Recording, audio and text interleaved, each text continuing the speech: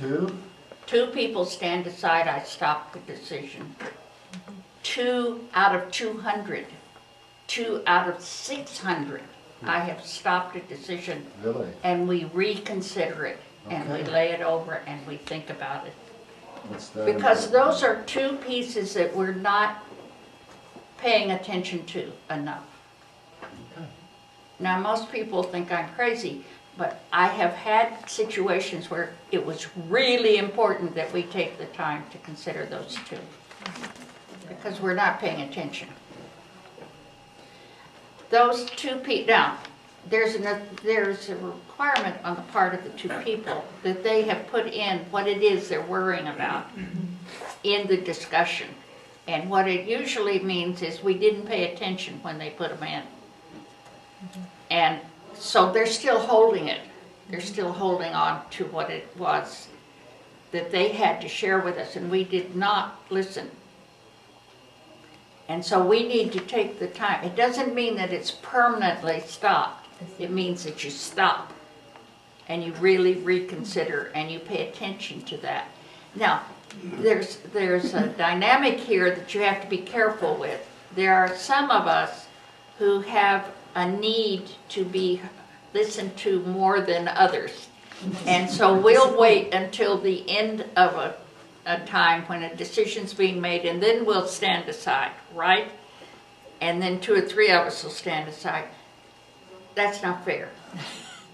You have to put your issue in the discussion so that we have a chance to work with it and to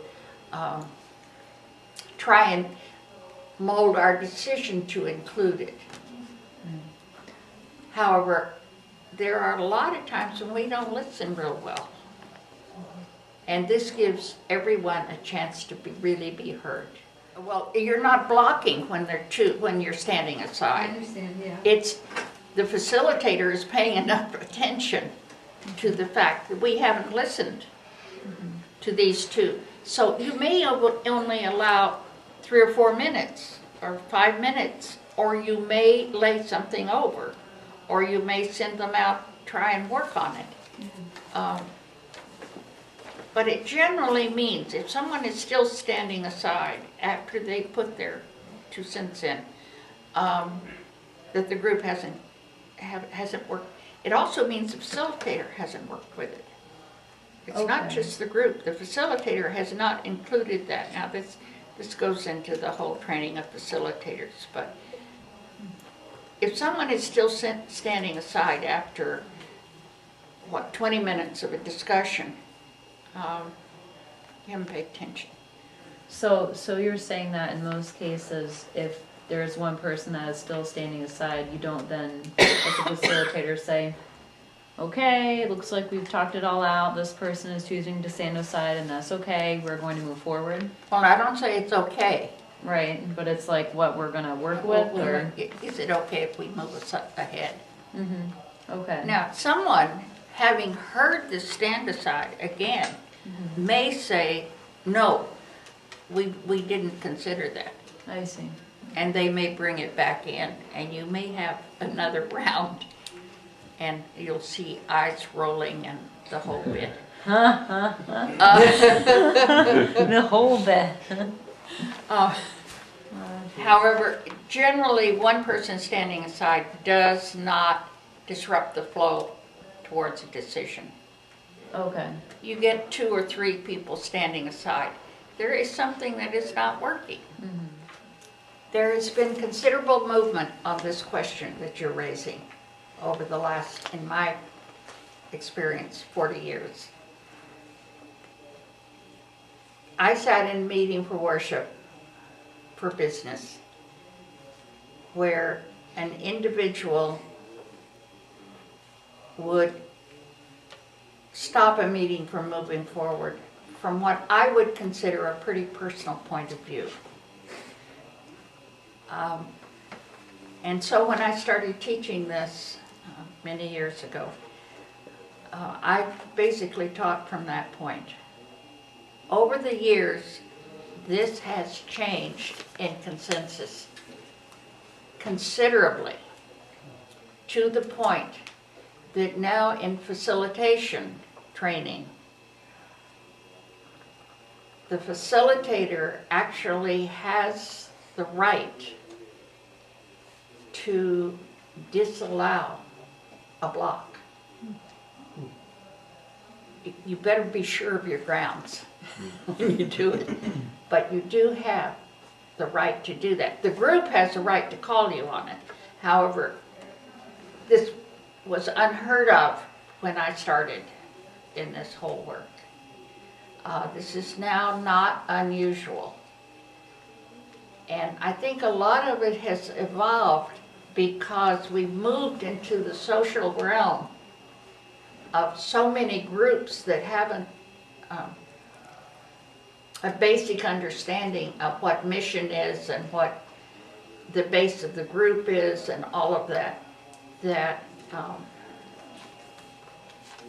And we are a fairly egotistical society.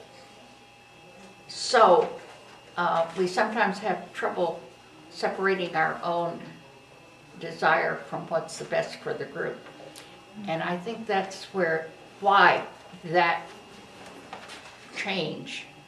And I've seen it. I would never have taught that in facilitation training 30 years ago, ever. And yet now I do. When I'm teaching facilitation, I teach that as a very cautious use that the facilitator can do. It's change. There's no Quaker that I know of who's from the old school that would ever use that. But in consensus, which is used in the larger society, it is now being trained. The facilitator is the servant of the group. Right. And so as such, you're the servant of the whole group, not Right. just the majority of the group. Which is not how a lot of facilitators are trained. So it's important to know that word, facilitator. I wish we could find another word, because people who are trained in universities and such are trained to achieve a goal. People who are trained in consensus are trained in process of how you get there. Not what, you don't know what the goal, what the decision's going to be down the line. And most trained facilitators out of universities are trained how to move people, groups, to a goal, a preset goal. And that is not consensus. That is not how consensus works. What the facilitator is doing is helping the group decide where it wants to go. Very different. I've been in groups that have been trained by the other way, and they've been in at war with the facilitators.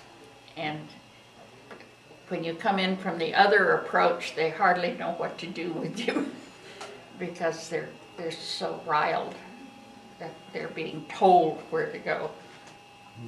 Not a good idea.